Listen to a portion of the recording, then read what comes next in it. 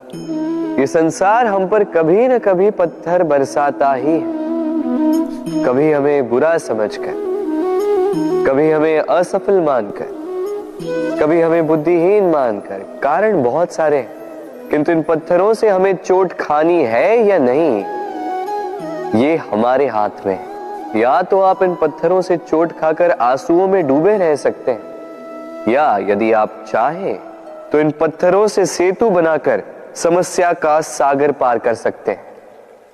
निर्णय है आपका। ये पत्थर प्रतीक है हमारी निंदा का, हमारी आलोचना का। जो इस आलोचना को नकारात्मक ले गया वो केवल कष्ट ही पाएगा, और जिसने इस आलोचना को विकास का आधार बना लिया वो सफलता के शिखर चढ़ेगा। इसलिए स्मरण रखिएगा, आलोचना आपका शत्रु नहीं, आपका सबसे बड़ा मित्र है। राधे राधे। कभी कभी हम अपने माता पिता से कितने क्रोधित रहते हैं। सोचते हैं कि उनका ध्यान हमारी ओर है ही नहीं, सोचते हैं कि उनके लिए हमारा कोई अस्तित्व ही नहीं, उनसे रुष्ट हो जाते हैं। किंतु क्या कभी आपने अनुभव किया है, हमारी आंखों से हमें हमारी नाक कभी दिखाई नहीं देती, क्योंकि वो आंखों के बहुत ही निकट है, आंखों के मध्य में। किंतु जब कोई मुख पर प्रहार करे, हाथ सबसे पहले नाक के क्षेत्र को ही ढक लेते हैं। माता पिता भी कुछ ऐसे ही होते हैं, आपकी भलाई के लिए, आपकी सुरक्षा के लिए सदा तत्पर रहते हैं। इसलिए उनके प्रेम को कभी मत आंकिए। आवश्यक नहीं कि उनका प्रेम आपको हर बार स्पष्ट रूप से दिखाई दे, क्योंकि ये ऐसा प्रेम है जो निरंतर आपके साथ ढाल बनकर आपकी रक्षा करेगा। राधे राधे। हम सब समय की महत्ता को पहचानते हैं। समय ही हमें बनाता है, समय ही हमें नष्ट कर देता है। कभी समय ठीक चलता है तो कभी बहुत ही खराब समय आता है। विचित्र बात यह है कि हम फिर भी समय को ही नष्ट करते हैं। स्मरण रखिएगा, समय केवल जाता है, कभी आता नहीं। इसलिए समय की प्रतीक्षा में समय व्यर्थ ना करें। जो भी करना है आज अभी इसी क्षण प्रारंभ करें। फिर चाहे वो किसी को सुख देना हो या स्वयं को बदलने का प्रयास करना हो, कुछ भी हो, विलंब ना करें, क्योंकि समय उसी का साथ देता है जो समय का सम्मान करता है। राधे राधे। मीठा पानी सबको भाता, परंतु खारा पानी किसी को नहीं भाता। अब सोचने वाली बात यह है कि मोती समुद्र की गहराइयों में ही बनता है। खारे पानी के मध्य में रहकर, हर क्षण भक्षकों से टकराकर, अपने अस्तित्व को दांव पर लगाकर ही सीप मोती प्रदान कर पाती है। कभी सोचा है क्यों? क्योंकि बिना संकटों का सामना किए, बिना विषम परिस्थितियों में उलझे आपको सुख प्राप्त नहीं होगा। इसलिए निडर होकर संकटों का सामना कीजिए और मेरे साथ प्रेम से कहिए, राधे राधे। हम सब समय की महत्ता को पहचानते हैं। समय ही हमें बनाता है, समय ही हमें नष्ट कर देता है। कभी समय ठीक चलता है तो कभी बहुत ही खराब समय आता है। विचित्र बात यह है कि हम फिर भी समय को ही नष्ट करते हैं। स्मरण रखिएगा, समय केवल जाता है, कभी आता नहीं। इसलिए समय की प्रतीक्षा में समय व्यर्थ ना करें। जो भी करना है आज अभी इसी क्षण प्रारंभ करें। फिर चाहे वो किसी को सुख देना हो या स्वयं को बदलने का प्रयास करना हो, कुछ भी हो, विलंब ना करें, क्योंकि समय उसी का साथ देता है जो समय का सम्मान करता है। राधे राधे। कहते हैं सबकी सीमा होती है, कठिनाइयों की, पीड़ा की, संकट की, अंधकार की भी। यदि किसी की सीमा नहीं होती तो केवल कड़े परिश्रम की। आपने देखा तो होगा, रात कितनी भी काली हो, सितारे परिश्रम से उससे लड़ते रहते और अंत में सवेरा आ ही जाता। आंधियां पंछियों के बसेरे को तहस नहस कर देती, किंतु पंछियां अपने परिश्रम से उसे पुनः बना ही लेती, क्योंकि सीमित को असीमित से हारना पड़ता और परिश्रम असीमित। राधे राधे। बहती नदियां कितनी सुंदर होती हैं, पावन होती हैं। जहां से जाती है वहां एक नया जीवन प्रदान करती, धरा को सींचती, अकाल को दूर रखती, और कदाचित इसीलिए नदी को मां समान पूजा जाता है। किंतु क्या कभी आपने सोचा है कि नदी जन्म कैसे लेती? क्या ये प्रारंभ से ही इतनी विशाल और वेगवती होती है? नहीं, वर्षा की छोटी छोटी बूंदें गिरकर मिलती एक सूक्ष्म धारा बनाती। ये धारा पर्वतों के हिम को काटते हुए, स्वयं में पिघलाते हुए जल प्रपातों से गिरती, चट्टानों से टकराती और फिर जाके नदी बनती।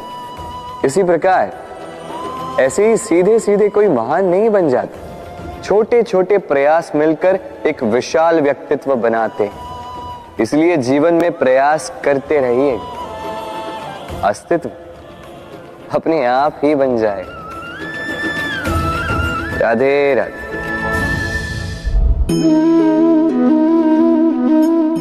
ये पुष्प देख रहे हैं आप? ये वही पुष्प है जिसका जीवन इस डाली पर आरंभ हुआ था। पहले कलिका बनकर फूटा, फिर धीरे धीरे मुख खोला, फिर अपने पंखुड़ियों का विस्तार किया, देखने वालों की आंखों में प्रशंसा देखी, मधु के लिए तितलियों को ललचाया और फिर डाली से टूटकर नीचे गिरा हुआ पाया। क्यों? नियति ने ऐसा क्यों किया? सोचिए। क्योंकि उस डाली पर टिके रहना इस पुष्प के जीवन का ध्येय कभी था ही नहीं। अब या तो ये पुष्प देवताओं के मस्तक पे सुशोभित होगा, या किसी स्त्री के आभूषण में गूंथा जाएगा, या किसी के प्रेम प्रदर्शन का माध्यम बनेगा। देखिए, जीवन में लक्ष्य को पाना है तो यात्रा से भय नहीं होना चाहिए। अपना अस्तित्व बनाना है तो उनकी छाव से दूर जाना ही पड़ेगा जिन्होंने आपको अस्तित्व में लाया। यही जीवन की निरंतरता है। राधे राधे।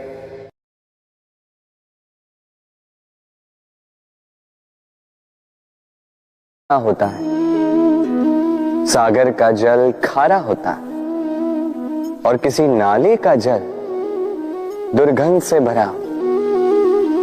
क्यों?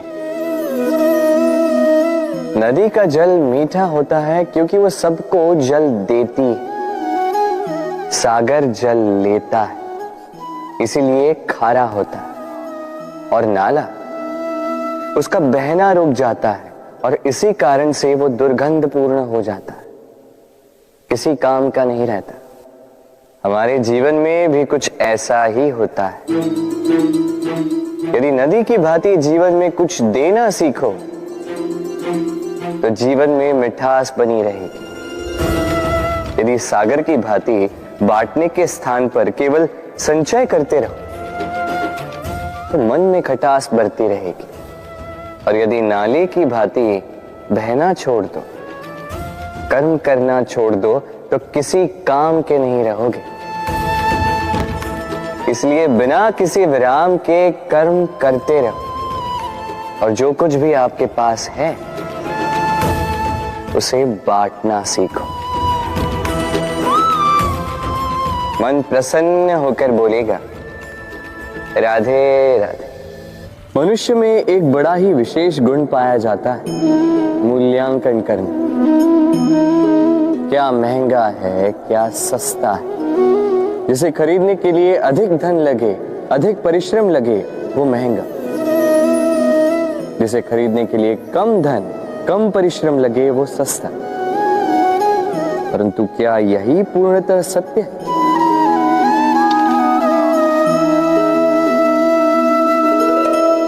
अब आपके सामने एक पात्र है जिसमें जल भरा है और एक सोने का सिक्का।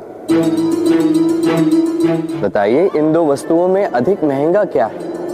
आप कहेंगे सीधी सी बात है, सोने का सिक्का ही अधिक महंगा होगा। इस सोने के सिक्के से आप ऐसे कई सारे जल के पात्र खरीद सकते हैं। चलिए उचित।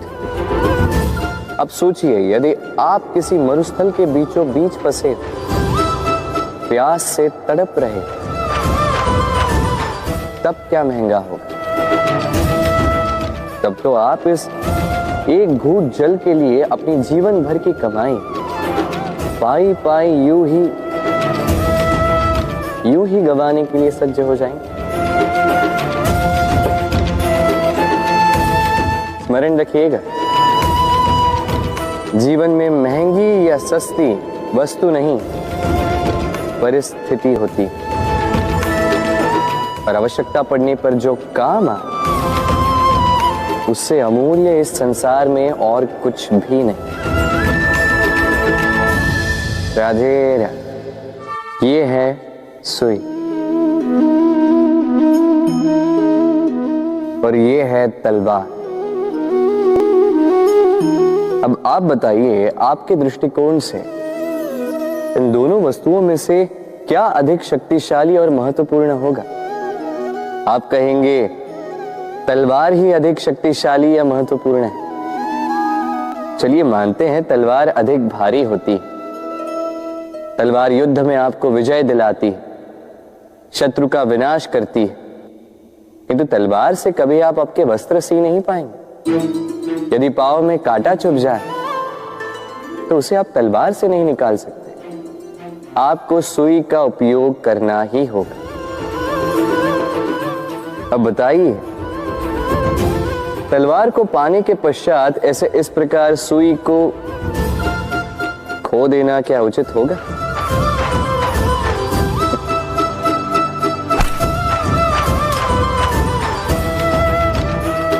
इसी प्रकार जीवन में संपन्न मित्र पाने के पश्चात आपके उन मित्रों को ना खोइए जो कम संपन्न हो, दरिद्र हो, क्योंकि वो आपके साथ तब थे जब आप कुछ भी नहीं थे, और आवश्यकता पड़ने पर वही आपके काम आने वाले हैं, संपन्न मित्र नहीं। तो जिससे प्रीत की है उससे मीत निभाई, चित आनंद से जागे। राधे राधे।